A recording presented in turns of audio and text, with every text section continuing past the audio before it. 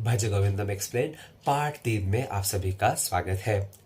भज गोविंदम, भज गोविंदम, गोविंदम भज मूढ़मते। मा कुरु धन जन यौवन गर्वम, हरति निमेषा काल सर्वं। मा कुरु धन जन यौवन गर्वं, हरति निमेषा काल सर्वं। मायामयमिदम् अखिलं हित्वा, मायामयमिदम् अखिलं हित्वा, ब्रह्मपदं त्वं प्रविश विदित्वः। ब्रह्मपदं त्वं प्रविश विदित्वः। भज गोविन्दं, भज गोविन्दं, गोविन्दं भज मूढ़मते। आदि शंकराचार्य जी कह रहे हैं कि हमारा धन, हमारा यौवन एक ही क्षण में, मतलब निमेष मात्र, मतलब आंख बंद करके खोलने के समय तक हमसे छीना जा सकता है। मैं आपको एग्जांपल देता हूँ। हम 31 दिसंबर को कहते हैं हमारे दोस्तों से, भाई एक साल कैसे चला गया पता ही नहीं चला, है ना, बहुत जल्दी से चला गया।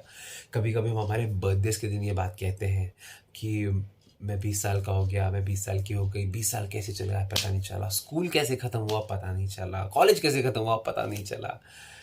तो कहते हैं बचपन कैसे आया और चला गया पता नहीं चला। तो इतना, आप देखिए, इतना क्षणभंगुर है हमारा जीवन। हम 80 साल भी बिता लेंगे शरीर में और हमें पता चलेगा अरे हो गया ख़त्म, बस इतना ही। तो आप देखिए, इतना हाथ में रेत है और रेत कैसे हाथ से बाहर निकलती है, उतने स्पीड से समय हमारे शरीर में रह के हमारे शरीर को पुराना करते जा रहा है। और हमें इस थोड़े से समय काल में, जब तक हमारे पास बुद्धि है, सद्बुद्धि है, हमें खाना मिल रहा है, हमें रक्षा हो रही है, हमें घर मिल रहा है, उसी समय में आप ब्रह्मपद को प्राप्त कर लीजिए, ऐसा आदि शंकराचार्य जी कह रहे हैं। क्योंकि आप देखिए, ब्रह्मपद ऐसा है जो कोई आपसे छीन नहीं सकता। केवल भक्ति, ईमानदारी, अच्छे संस्कार और भगवान का नाम लेने से ही वो प्राप्त हो सकता है। ऐसा मेरा आपको बहुत हृदय से प्रार्थना है कि प्लीज़ सारे कर्म करते हुए भगवान का नाम लीजिए, अच्छे कर्म कीजिए, ईमानदार रहिए अपने कामों में, बहुत ज़रूरी है, क्योंकि सबका हिसाब होने वाला है। मैं आपको एक स्टोरी सुनाता हूँ, शायद आपको अच्छी लगे। एक बार दो दोस्त ऐसे चल रहे थे और उसमें से एक दोस्त था वो ईमानदार था और दूसरा दोस्त था वो बोलता था चलो कुछ मिल जाए तो चलेगा। उन्हें रास्ते में एक बटुआ मिलता है और उस बटुए में 1000 रुपये मिलते हैं। तो जो अच्छा वाला दोस्त था वो बोला कि नहीं नहीं, हम काम करते हैं, हम जिसका बटुआ है उसको हम ढूंढ के दे देंगे। वो जो थोड़ा सा नटखट था उसने बोला नहीं नहीं, 1000 रुपये मुझे मिले हैं बॉस, मैं रखने वाला हूँ। तो ये चीज़ वहाँ पे कुछ भगवान के जो पार्षद थे वो देख रहे थे और उसके बाद उन्होंने आगे देखा, वो दोनों दोस्त आगे चल रहे थे और जो अच्छा वाला दोस्त था जिसने 1000 रुपये लेने के लिए इनकार किया था, उसको पाँव में कांटा चुभ गया। तो वो बुरा वाला दोस्त था, बोला देखो, हंसने लगा उसके ऊपर कि देखो क्या हुआ है मेरे साथ, मुझे 1000 रुपये मिले और मुझे कुछ नहीं हुआ और तूने 1000 रुपये छोड़ के भी तुझे कांटा लगा, क्या फ़ायदा तेरी अच्छाई का। तो ये भी भगवान के पार्षद देख रहे थे।